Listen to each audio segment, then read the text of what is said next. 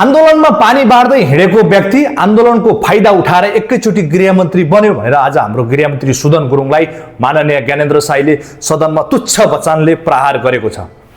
मलाई लाग्थ्यो अरु त झोले भए, अरु पुरानो राजनीतिक दलका पार्टीका नेता तथा कार्यकर्ता उनीहरू 30औं वर्ष सत्तामा बसेको अहिले सत्ता बाहिर भइसकेपछि उनीहरूलाई छटपटी भएको छ।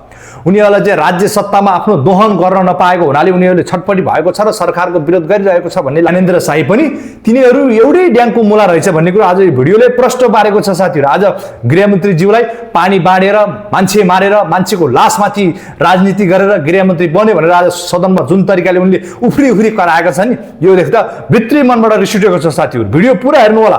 मैले यहाँ भिडियो राखिदिएको छु अनि तपाईको मनमा लागेका कुराहरू कमेन्ट बक्समा लेख्नु होला र भिडियोलाई सक्दो सेयर गरेर यही ज्ञानेन्द्र साईसम्म पुर्याउनु होला है साथीहरू। ल, भिडियोलाई सक्दो सेयर गर्नु। पानी बाँड्न गएको भन्ने पोसाक लगाएका विद्यार्थीलाई ढाल बनाएर लासको सिडी चढ्दै राज्य सत्तामा पुग्ने गतिविधिलाई राजनीतिकरण भनिन्छ। सम्माननीय सभा महोदय, भिरमा अड्किएको मान्छेलाई उद्धार गर भन्नु राजनीतिकरण होइन। यो कुरा स्पष्ट बुझ्न आवश्यक छ। संसद भवन चाहिँदैन, संसदहरू चाहिँदैन भन्दै आगो लगाउने तर पछि त्यही संसदको चुनाव लड्ने गतिविधिलाई राजनीतिकरण भनिन्छ। आफू पदमा हुँदा नहुँदा नेताको तलब सलब हटाउनुपर्छ, अगाडि पछाडि ट्विटी गाडी सुरक्षाकर्मी राख्न हुँदैन भन्ने, तर सत्तामा पुगेपछि आफ्नै अगाडि पछाडि सुरक्षाकर्मीको लावा लस्कर घेरा लिएर हिँड्ने प्रवृत्तिलाई राजनीतिकरण भनिन्छ।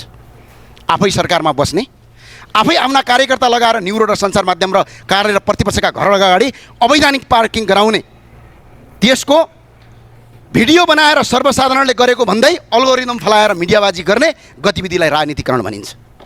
कर्णालीको भिरमा अड्किएर मर्न बाध्य नागरिकलाई उद्धार गर भन्नु राजनीतिकरण होइन। सम्माननीय सभामुख महोदय, उद्धार गर्नुपर्ने समयमा हेलिकप्टर नपठाउने, फोन नउठाउने, दादा र डनगिरी शैली देखाउने तर पछि संसदको रोस्टरमा उभिएर रोएको अभिनय र नाटक गर्ने गतिविधिलाई राजनीतिकरण भनिन्छ। सम्माननीय सभामुख महोदय, यो राजनीतिकरण भनेको सबैको सम्पत्ति छानबिन गर्छौँ भन्ने तर आफ्ना मन्त्री र नयाँ सांसदहरूको सम्पत्ति छानबिन गर्नु हुँदैन भनेर नीति बनाउने कार्यलाई राजनीतिकरण भनिन्छ। सम्माननीय सभामुख महोदय, अरूको सम्पत्ति छानबिन गर्न समिति माग्ने तर बिचौलियासँगको साँठगाँठको प्रमाण बाहिरिएपछि आफै समिति बनाउने, आफै समितिका सदस्यलाई थर्काउने, आफैलाई निर्दोष देखाउने र समितिका प्रतिवेदन लुकाउने गतिविधिलाई राजनीतिकरण भनिन्छ। सम्माननीय सभामुख महोदय, कर्णालीको भिरमा अड्किएको मान्छेलाई उद्धार गर भन्ने राजनीतिकरण होइन।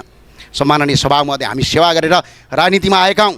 देशका भौतिक संरचनामा आगो लगाउँदै सिंहदरबार खरानी बनाउँदै राजनीतिमा आएका होइनौँ। सम्माननीय सभामुख महोदय, बरु भ्रष्टाचारका विरुद्धमा विरोध गर्दा विभिन्न आक्रमण सयौँ, आफू पनि मर्न तयार भयौँ तर कसैलाई हानि पुर्याएनौँ। सम्माननीय सभामुख महोदय, नेपालको 1 इन्च पनि भौतिक संरचना ध्वस्त बनाएका छैनौँ।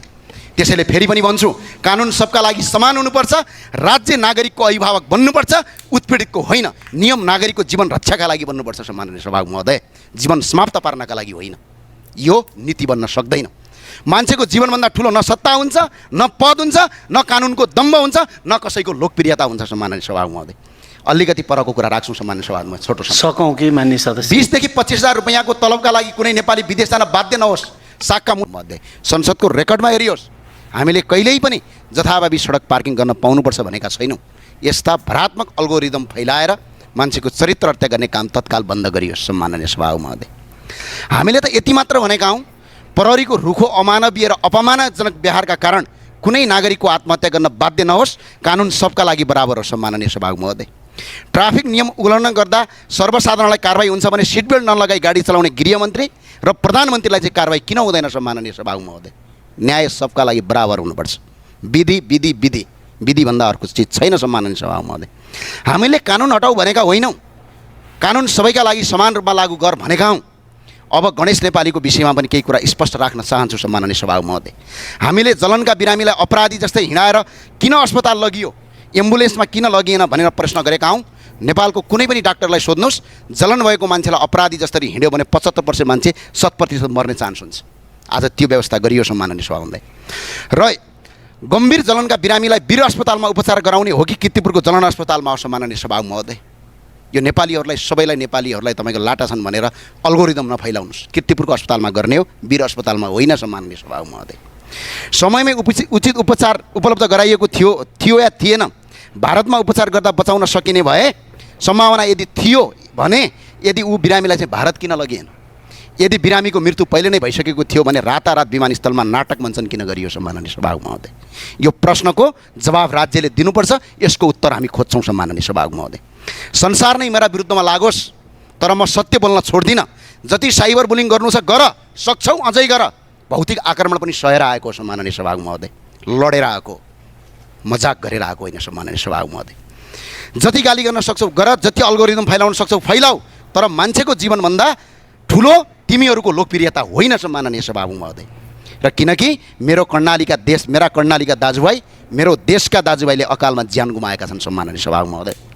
त्यही भएर सम्माननीय सभामुख महोदय, जब हामी सोध्छौँ मान्छेले आत्महत्या किन गर्नु पर्यो, कर्णालीको नदीको भिरमा अड्केको नागरिकको समयमा उद्धार गर्न नपाएर किन मर्न बाध्य भए, बेलैमा उद्धार टोली र हेलिकप्टर किन पठाइएन भनेर भन्छौँ, तर गृहमन्त्रीले जवाब दिनुहुन्छ यसलाई राजनीतिकरण गरियो भनिन्छ। तर सम्माननीय सभामुख महोदय, वास्तविक राजनीतिकरण भनेको के हो भन्ने कुरा आज संसदमा स्पष्ट भन्न चाहन्छु।